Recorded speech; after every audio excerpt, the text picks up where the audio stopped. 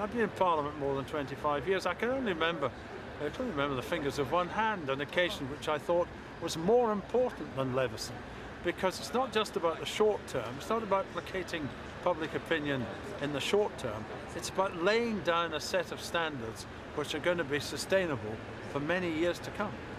I'm concerned principally about public confidence in this matter, and it's not about me or Hugh Grant or whatever. It's about people like the Dowlers and the McCanns, whose lives were turned upside down by the actions of the press. And so any system has got to reflect their interest. But at the same time, you have to balance that against the very important consideration that a free, vibrant, sometimes aggressive, robust press is an essential feature of our democratic system. Well, of course, self-regulation is always available to the press.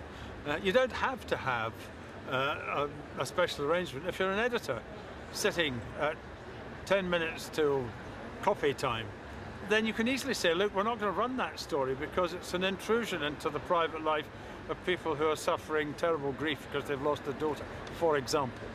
So the self-regulation is always available. The question is whether you institutionalize it.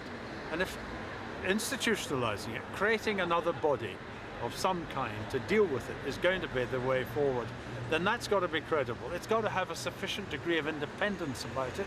And yes, it's got to have sanctions. And these sanctions have got to be substantial.